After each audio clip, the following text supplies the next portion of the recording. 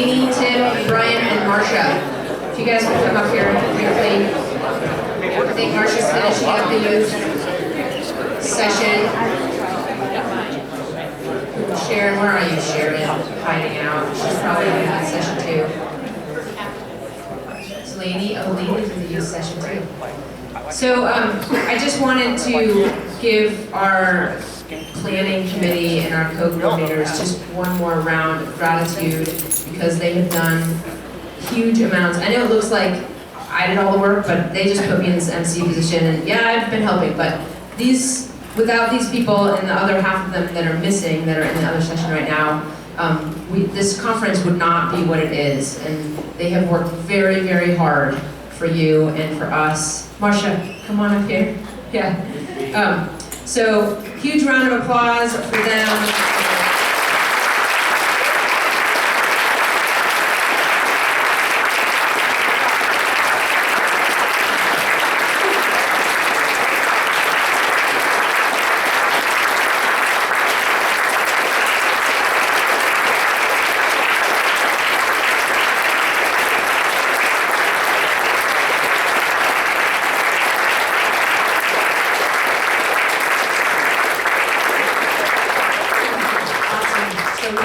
Gift these others with when I see them, but and this reminds me, it sounds like we may have some party gifts for you as well, so if you would like some kombucha on your way out, if we could get that organized, you can take a 4-pack with you.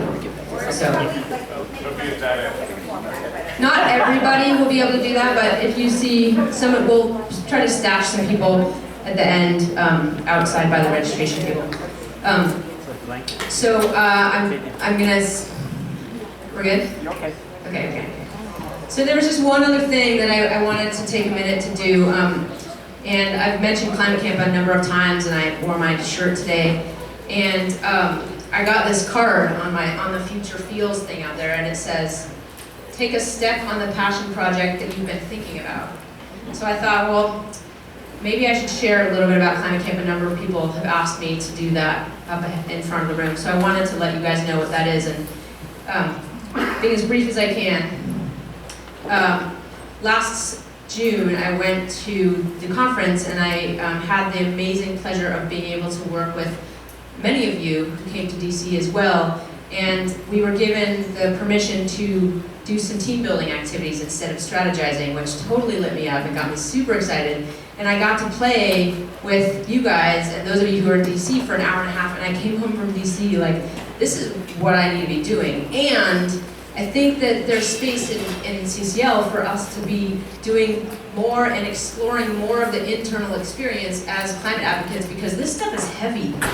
Like, I was watching that climate justice video and I was getting teary-eyed. It's heavy stuff, and yet we just keep pushing forward because that's, in many ways, that's the CCL way, right? Action is the antidote to despair, optimism, right? But where is there room for like the stuff that weighs us down, and on those days where we don't feel like doing climate work? And so I wanted to explore a space for that, and so that's why I created Climate Camp.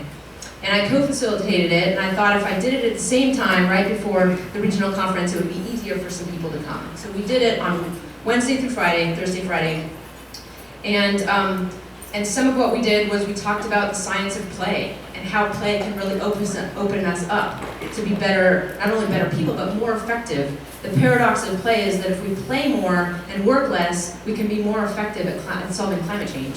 It sounds like a bold statement, but I'm confident that it's true, because playing really it integrates with our brain. It integrates the right side and the left side. It integrates the top and the bottom. It allows us to deal with our fears and our overwhelm of this really heavy topic. We also talked about the science of resilience, and how do you build resilience? How do we be more resilient people? So I just want to do this one quick thing with you. How many of you believe in gravity? Okay, awesome. So here's what I'm going to do. Stand up if you would like. Challenge by choice. Stand up. Okay. If you would like to, you can close your eyes or look down somewhere. Just relax your space and imagine that you are a tree. Okay. And trees, just like people, are actually hanging on the earth. but we are pulled down to the earth by our roots, by our feet, right? So just imagine that you are a tree hanging, this is the important part, you are not standing, you are hanging from the earth, okay? If you need to imagine yourself in Australia, that's fine. New Zealand, you are a hanging tree, okay? And now what might happen, especially if you have your eyes closed, you might start to sway, okay? And just keep in mind that the earth has you, it's got you, okay? Just let gravity hold you to the earth. And if you want, you can take a nice deep breath.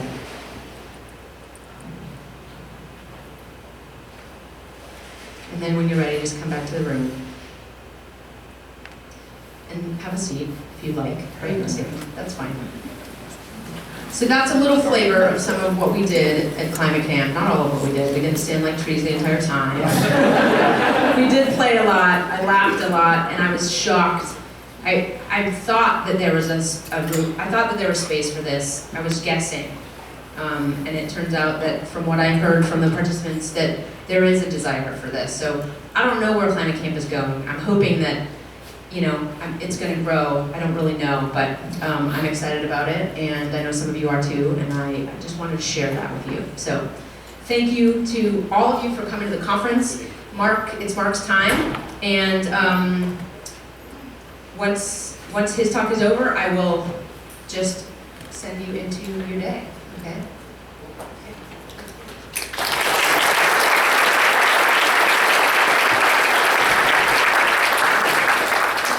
Something about something that Tamara just said, and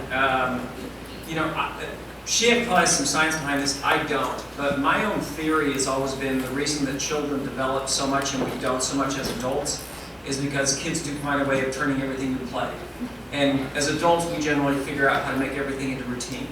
So I can make this boring as shit. And then it becomes this thing you have to do, and it's burdensome and all that stuff. So I just think that that's brilliant what you're doing, Tamara. First of all, I hope that the last 2 days was as refreshing and rejuvenating for you as it was for me.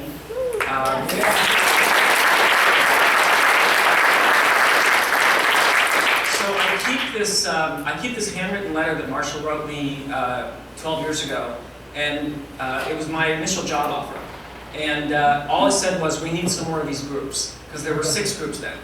And so regularly I bring that letter into him and I'm like, where's all this other crap I do, Marshall? Where's the time I spend out on fundraising? Where's the compliance meeting? Where's the board meetings? I don't see any of this stuff. And he would always be laughing really, really great about it. So I just say that because this is the best part of my job, is being able to come out and be with you. It's so great, it's so refreshing. There are other important things that I need to attend to, but nothing's like what it gives me to get to have time with you. So I'm just, thank you so much. This will carry me for quite a while.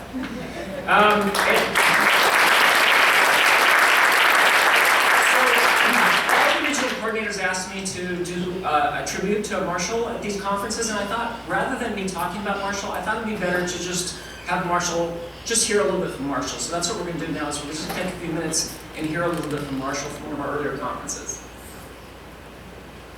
I know that there's a lot of things we did yesterday, but I think a lot of us really feel like the kickoff of this conference is always Marshall's welcoming address. So Marshall Saunders, could you please join me up here?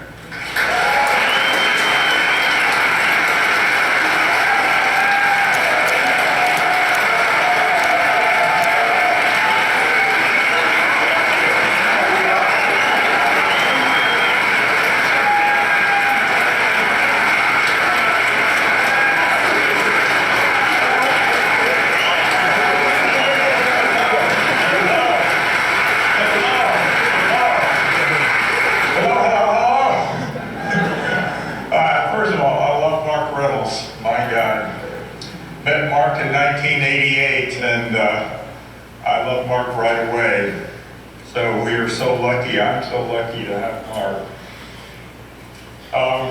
So the first thing here on my list is hello and welcome. And I thank God that you are here, every one of you. I'm so deeply appreciative that you're here. I'm talking about the person in your chair. Thank you for being here. You are a dream come true. You are a dream come true. Well, I'm going to tell you just a little bit about my early days of becoming a citizens lobbyist. Not a citizens climate lobbyist, but I started out in hunger and poverty with my dear friend Sam Daly Harris. Is Sam around? Sam? Yeah,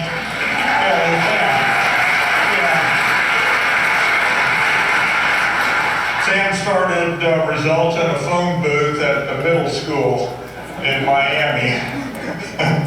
and so I deeply admire Sam. Well, I'm going to, I began as a citizen lobbyist at Results, and we lobbied for hunger and poverty issues. That was about 21 years ago. And so I'm going to tell you two little stories that occurred about then, my beginnings of citizen lobbying. Just a couple of words about Citizens Climate Lobby, my very earliest thoughts about it, and then who we are. I'm going to be so bold as to say who you and I are. And then a quote, and I'll close with a quote. So, back in can everybody hear me well? Is it clear? Am I speaking loud enough and everything? Okay, good. Back in about 1994, I was just a new Results partner, and the group leader called and said we had a meeting with the member of Congress. And so we walked into the member's office. There were 6 or 7 Results partners there, and they ushered us into the meeting room. And there were these very impressive, luxurious chairs. This is my first time ever meeting with a member of Congress. I'd seen one in the parade one time. And so we sat down on these very luxurious chairs, and promptly in comes the member of Congress, first one I had ever met. We all said hello and sat down. He was dressed in a dark blue suit and a conservative tie, and I was seated straight across from him. There was no table in between to protect me. And I could see his shoes, and then his shoes, I could count the overhead lights and the reflection in his shoes. And so I was nervous. As the meeting began, and the Results partners began to talk, the only thing I could think about were my legs. Where should they be? I noticed that my legs were crossed at the ankles, and I thought, oh, that kind of looks goofy. And then I crossed them at the knees, and no, that looks laid back. I can't do that, so I'm squirming around, and I don't know if he's looking at me or not. Meanwhile, the meeting is going on. I have no idea what's being said. Then there was a problem with my hands and arms. And I didn't know what to do with them. And I had them folded in my lap, and I thought, no, that's schoolboy, I shouldn't do that. So I put them on, yeah, right, arms of the chair. And the Results partners were talking about different things, but I didn't know what they were talking about. I didn't listen. And then I did notice that the lady next to me, I think it was Anne Marie Vorbach, she was beginning her talk, and I thought, well, I've got just enough time to run my talk through my head one more time. And that's when I discovered that I didn't remember what my talk was about. Really, I mean, I was stunned. It was all blank. And I said, Lord, if you'll just give me the first 2 words, I'll take it from there.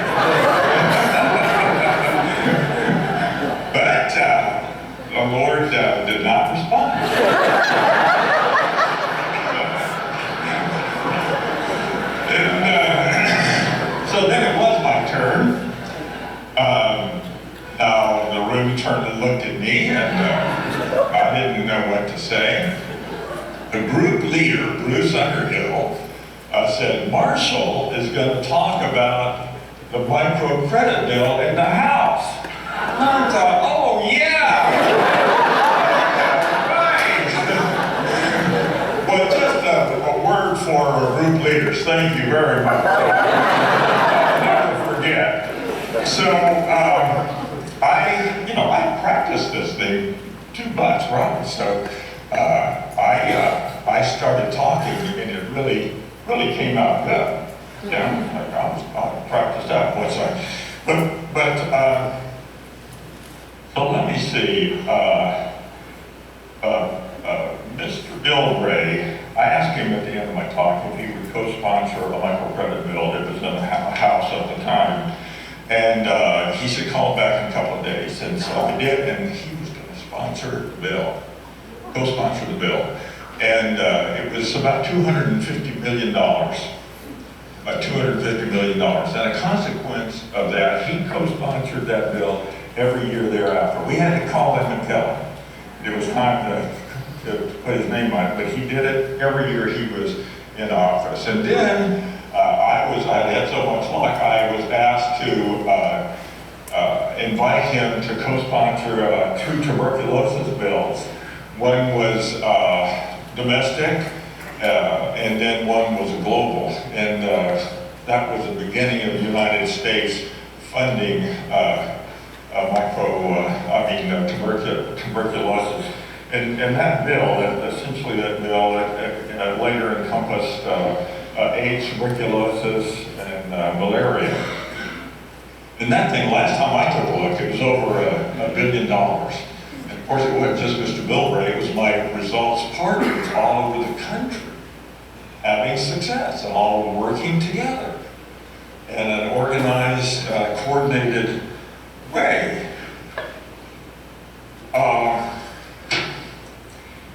Here's again, back in 1995, I think this was, my first effort at getting something published in the San Diego Union Tribune.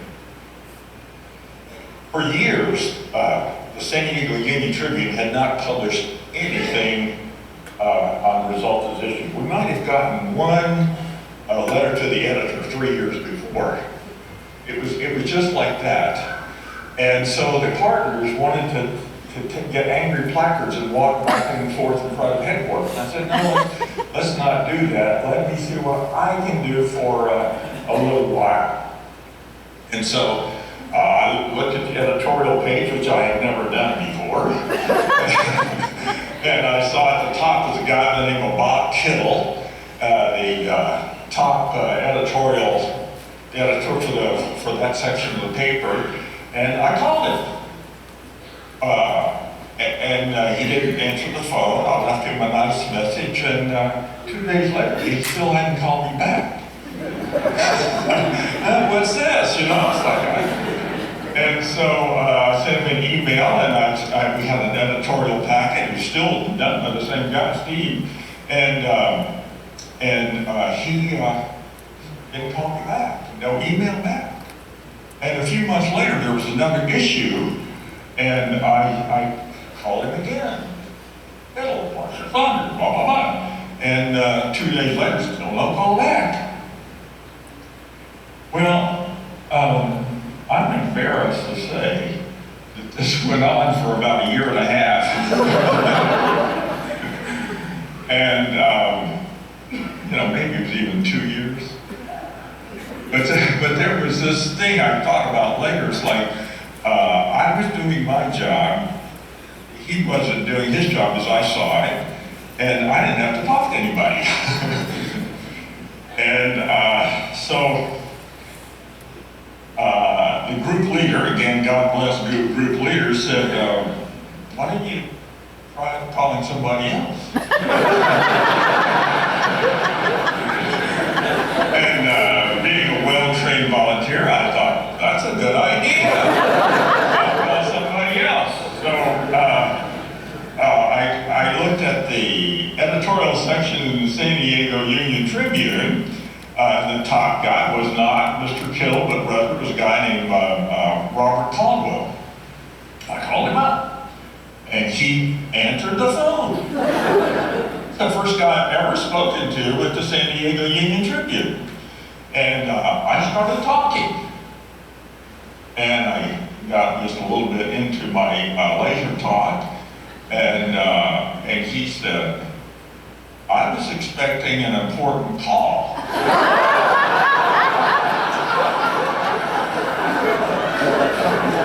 And you're not it.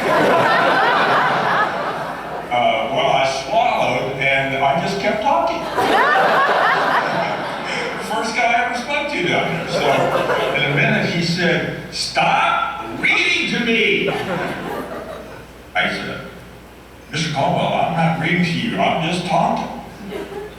And he kept me on the phone for an hour, almost an hour, just short of an hour.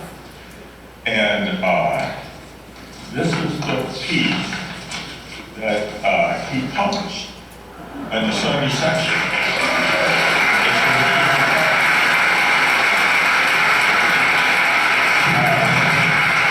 Front and back of the editorial section of the paper. Well, let me see where I am. My results partners in other parts of the country are having success too. And that year, again, that year we got $250 million, and we got that microcredit bill up to $300 million a year. And by the way, the San Diego Union Tribune delivered this. Sam wrote half of it, I wrote, and the San Diego Union Tribune to 544,000 homes and businesses.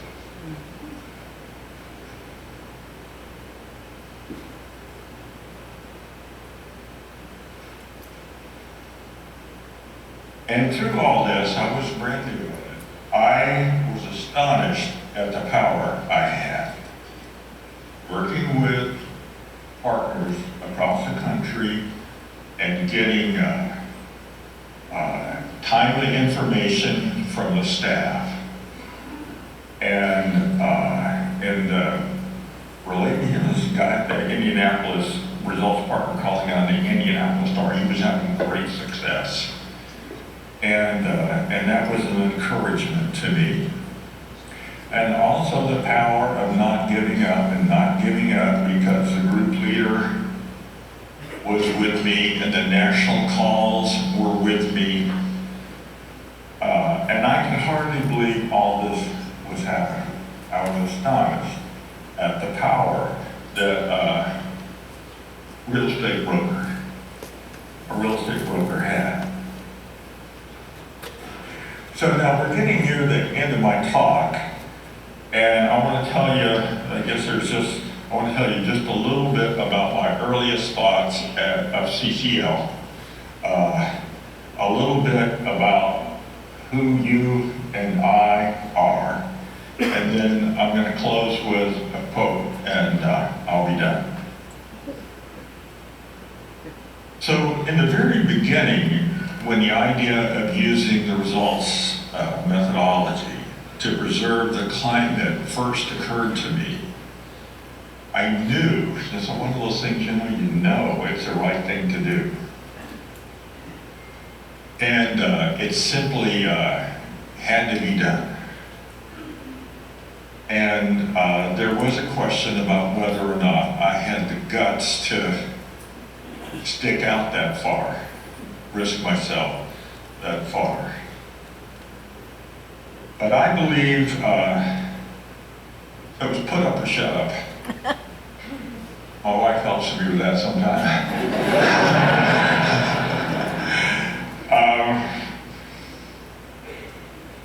I believe this is the most important work that humankind has ever been offered. And we are really honored by the opportunity to do this work.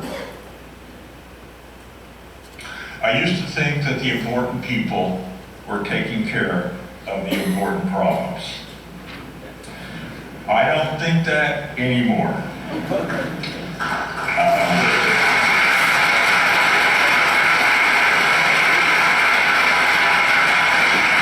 And so it's up to us little people.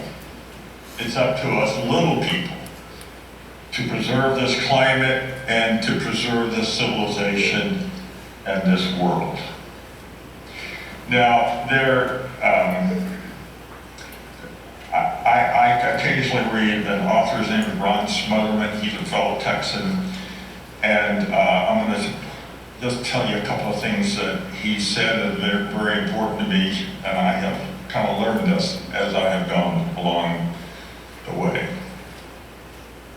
Who we are, who you and I are, is truly magnificent. So magnificent that it puts all that other stuff that we are normally proud of totally in the shade. Who we really are is someone who literally aches to make a contribution to life. Someone who really wants it to matter that they have lived. What you and I do and do not do counts. What you and I do not do has a profound effect upon the world. And life asks for our full expression. And what underlies our willingness to risk ourselves to be fully expressed is love. Love. And so, we're to love each other, love ourselves, love each other, love those who would oppose us, and really love for all of life.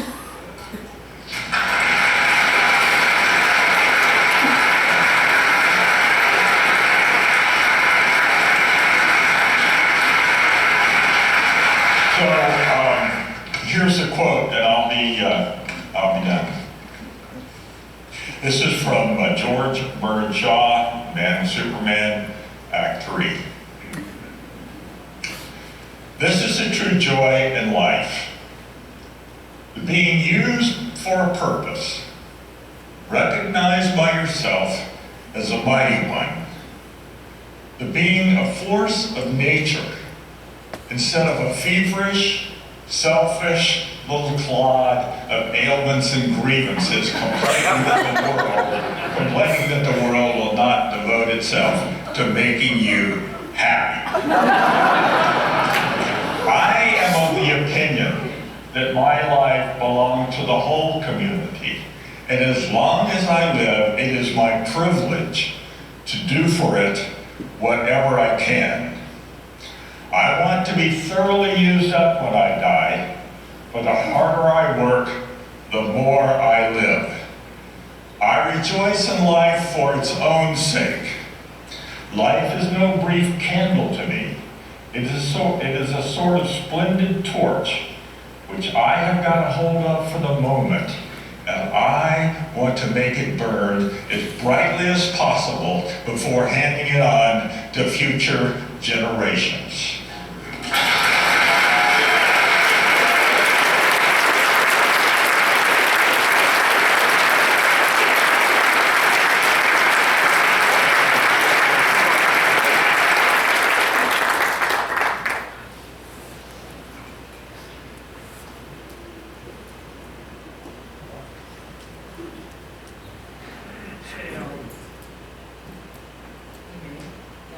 Oh, sorry. I'm sure you're all wondering, what the heck is she going to say after that? Because that's hard to follow. Mark didn't even want to do it. I want to add something to what Marshall said. Yes, we are little people, some of us more than others. And we are important. And that was 5 years ago. I was looking at that sign on the podium, 2015, and it's 2020. And we have important work to do. And we are important people doing important work. You are the person in your chair, just like Marshall said. Thank you for coming this weekend, for changing your lives around, for using up resources in your lives, for leaving your children, your grandchildren, and taking time out of your busy lives to be here, to be committed. You are leaders, and you are leading us into important places. So thank you very much. Have a wonderful rest of your Sunday, and we'll see you soon.